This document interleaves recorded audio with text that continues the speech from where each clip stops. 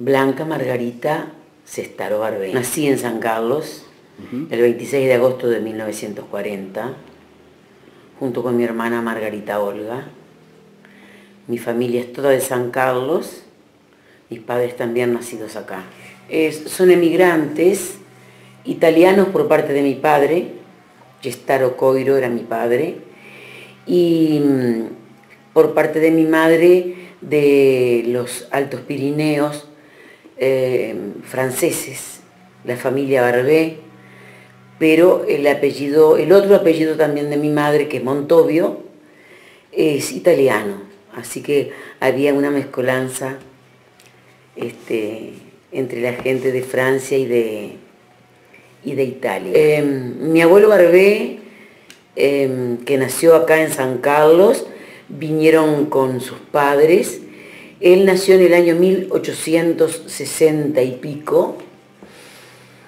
Mi madre nació en el 1897, mi padre en el 1892, cuando la familia, tanto Barbé como Gestaro, ya estaban instaladas, y los padres de mis abuelos, vamos a decir, habían emigrado en primer término a la Argentina, y de la Argentina se vinieron para el Uruguay, y algunos se diseminaron por distintos departamentos, casi toda la faja costera.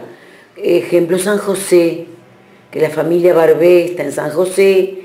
Y bueno, y los Gestaro fueron emigrantes italianos, que tenía un hermano marino que falleció, que los estuvo contactando no solamente en la parte de Italia, sino también en Nueva York. Así que fueron inmigrantes, emigrantes, ¿no? De aquellas épocas. Ya te das cuenta que si mi abuelo Barbé nació en 1860 y pico, esta gente es del 1700 para atrás. Y pienso que las dificultades por la guerra y las dificultades económicas que se vivían en Europa en aquella época, de tantos que somos descendientes de europeos, la gran mayoría. Acá San Carlos se significó por ser fundada por la zona de los portugueses, los azoreños, que de Portugal vinieron a las Islas Azores, y de las Islas Azores vinieron aquí a San Carlos, a fundar por Ceballos, la villa de San Carlos, y también están los canarios, que son fundadores. Pero ese flujo también fue mezclado con la gente de Francia, de Italia, de Inglaterra. Sobre todo se dedicaron a conquistar el lugar. Acá en la entrada de San Carlos está sobre una lomita a mano derecha, cuando vas a ingresar a la doble vía, la primera batalla que hubo contra los ingleses y portugueses para aquí lograr defender la villa. Y estuvo Ceballos, que la fundó, y Amenedo de Montenegro, que fue el monseñor, que también tuvo a su cargo la primera iglesia, que era un rancho de paja y adobe, para afincarse en este pueblo. Los primeros que vienen son justamente la familia de los Barbé Benteberry y de los Gestaro Coiro, que fueron los padres de mis abuelos y de mis padres. Es decir, los bisabuelos míos. Los bisabuelos míos. Mi abuelo era barbero, don Arsenio Gestaro. Eran de San Arsenio, provincia de Salerno, de Italia. Y traía como profesión ser barbero. Instalaron una barbería. Después mi padre continuó en esa tarea, pero él fue mecánico de autos y fue el primer agente en el año 1925 de la Chevrolet los primeros agentes en el departamento de Maldonado. Y de la parte de mi abuelo Barbé Benteberry, ellos eran también gente artesana que instalaron el primer telégrafo y la primera central telefónica en el departamento de Maldonado, con residencia en San Carlos. En la calle Pan de Azúcar, que ahora es la calle Juan de Dios Curbelo, y 25 de agosto. Allí fue la primera central telefónica y el primer telégrafo, que después se dividió, quedaron los primos hermanos de mi abuelo Barbé con el telégrafo y mi abuelo Barbé con la central telefónica. Te estoy hablando del año 1920 que se fundó la central telefónica. Funciona hasta el año 1950 que la compra UTE, que era Usinas de Teléfonos del Estado, que ahora es Antel. Y la particularidad que tenía la central telefónica de mi abuelo Barbé era que en el propio predio de la casa donde vivíamos, los abuelos y demás, habían unas grandes piletas donde se curaban los postes para hacer la instalación con los hilos. Y estaban los guardahilos, estaban las operadoras de la telefonía, y estaban todos aquellos que mantenían el servicio y agregaban teléfonos a pila de agua a las personas que ya querían instalar su teléfono propio, y en aquella época se comunicaban por medio de los apellidos, no habían números. Si queda algún registro, yo tengo algo de las personas y la memoria descriptiva de una de mis primas que vive en Maldonado, que tuvo mucho más noticias que yo, porque ¿qué pasa? Si bien nuestra madre fue la mayor de las hijas del matrimonio Barbé Montovio, nosotros fuimos las hijas más chicas, porque mi madre se casó ya mayor, porque ella estudió magisterio en Montevideo y porque trabajó, pero hubo hermanos de mi madre que se casaron más temprano que ella, y esa prima que tiene entre 84 y 85 años es la que realmente vivió, por lo tanto tiene 10 años más que yo. Vivió de otra manera, porque cuando yo tenía 6, 7 años, mi abuelo Barbé falleció, ella ya tenía 17. Había vivido anteriormente todo eso. Y tiene una memoria prodigiosa para poder obtener datos importantes. San Carlos de adoquines, de carros con ruedas, de las panaderías, de las carnicerías. Era todo un vecindario muy familiero, vamos a decir, porque cada barrio era una zona muy compacta, de muchos conocimientos entre las personas entre sí, de puertas abiertas, de gran cariño de los almacenes, de aquellos mostradores antiguos, estanterías donde se exponía todo, donde se vendía el chocolate Menier, las cajas de galletas Anselmi, argentinas, con las viseras redondas, donde se pesaba en las balanzas de 2 platos y se envolvía la mercadería con papel, no me acuerdo, papel de estraza, donde nos criábamos con las zapatillas alpargatas de yute, cuando llevábamos a la escuela como merienda dentro del bolsillo de la túnica el pan francés con el dulce de membrillo, no se conocían los bizcochos, estaba el comedor escolar donde a los niños más necesitados se les daba el desayuno y la merienda, con la leche que aportaba la escuela agraria, que tenía sus vacas que se ordeñaban, fruta que se vendía o se regalaba. Bueno, y teníamos como surtidores, como te digo, los carniceros a domicilio, que se llamaba por teléfono y te traían la carne que tú les pedías, los panaderos que venían a domicilio, en las jardineras características tan particulares, los verduleros que venían de campaña, la leche que se traía en los tarros de aluminio, recién ordeñada, y los primeros tiempos de mi niñez, lo recuerdo muy bien, se cocinaba con la cocina a leña,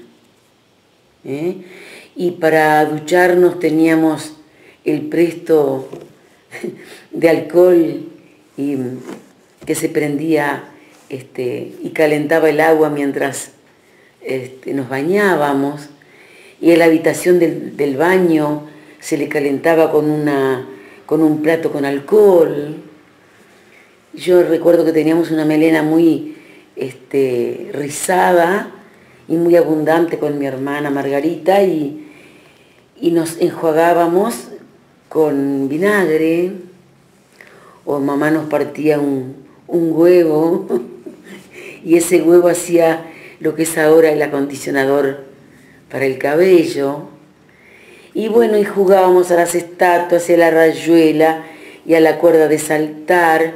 Teníamos amigas en la escuela y fuera de la escuela, dentro de la vecindad, y se pasaban las tardes muy amenas en la vereda, y en invierno sobre todo, que teníamos una pieza muy amplia como mi madre era maestra, con el pizarrón, con todo lo necesario para dibujar, para escribir, y eso nos dio el fundamento de tener una enseñanza muy concreta sobre toda la parte educativa, no solamente a nivel de educación en sí, sino a nivel cultural, y de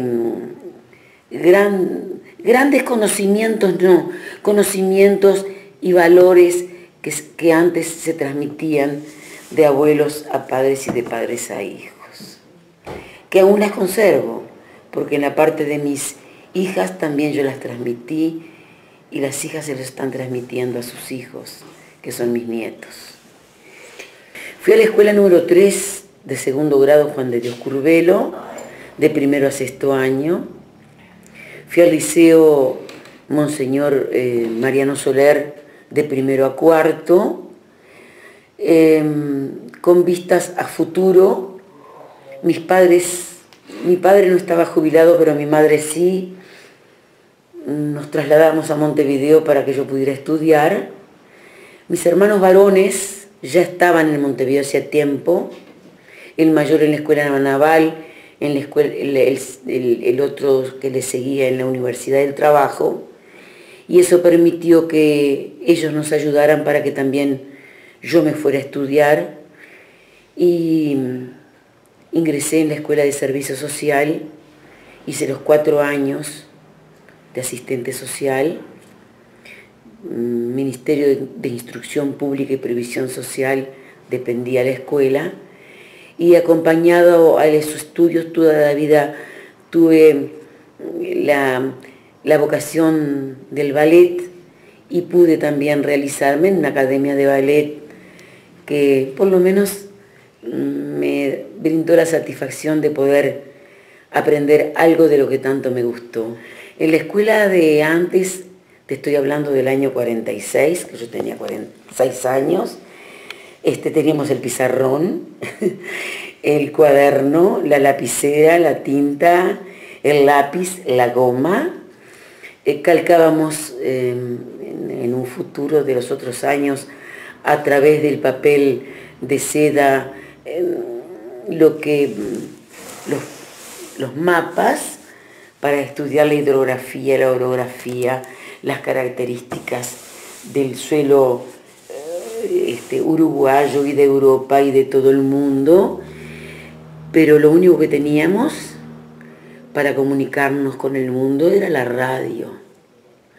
Fíjate que la televisión la pudimos tener cuando yo ya era una mujer de 22, 23 años. Mi hermano Luis, el que se hizo técnico en radio en la Universidad del Trabajo, armó en el año 60 las primeras televisiones que vinieron al Uruguay.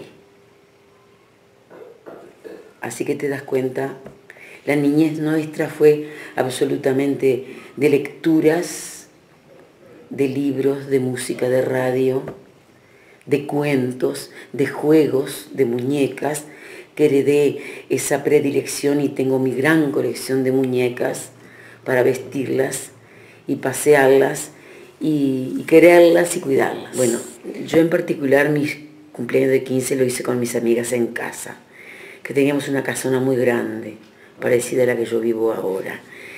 Pero las presentaciones de los jóvenes de 15 años se hacían en el Club Oriental, que es una sociedad, y en la Sociedad Unión, que además tiene teatro, que actualmente lo están trayendo a nuevo porque necesitaba una refacción muy importante. No eran fiestas como ahora la muchachada que trasnocha hasta las 3, 4 de la mañana con el desayuno antes de irse. La fiesta de los 15 años con sus preciosos vestidos, que previamente había otra fiesta que no era de 15 años, y era de tomar la comunión, donde las chiquilinas que iban a los colegios privados o a las escuelas se vestían de largo, con suntuosos vestidos de fiesta, con sus guantes blancos, con sus velos y con el librito de misa de tapas nacaradas. Eran alrededor de los 10, 11 años. Y ahí se preparaban con las modistas del lugar, con sus preciosos vestidos de 15 años, que era más bien un baile entre niñas. Era muy poco frecuente que usaran los varones para el baile de los 15. Era una fiesta familiar. Después se fue la época evolucionando, las jovencitas de 15 años ya tenían su dragoncito, entonces se fueron incluyendo en las fiestas a los jóvenes para la presentación en sociedad. Esperaban a la joven con la entrada de niñas y varones, niñas de un lado y varones de la otra, todos quinceañeras, a través de una glorieta de rosas o de flores blancas o lo que fuera, y entraba la joven acompañada de su padre y bailaba el primer baile de los 15 con su papá, después se la pasaba a su abuelo, a sus hermanos, y después se lo pasaba al resto de los compañeritos, que normalmente eran los compañeros de clase, ya en esa época de liceo, que ya podía acceder a ir a casi todos los bailes, que por lo general los días se conmemoraban las fiestas patrias, carnaval, fines de año, cumpleaños en general. Entonces, y las sociedades que organizaban preciosísimos bailes, que estabas que tener la tarjeta de estar asociado, tanto a uno como otro de los clubes que se hacían su competencia, a cuál tenía más socios y a cuál hacían mejores fiestas. Pero era como tradicional que cada familia estaba inclinada hacia un lugar del club social. Unos eran del club y otros eran de la Sociedad Unión. Mi abuelo fue presidente de la Sociedad Unión muchísimos años. Inclusive creó muchas cosas importantes para el manejo del escenario, que bajaba y subía con un sistema de manija por debajo del piso. El primer telón de color azul lo trajo él por su propia cuenta de Montevideo.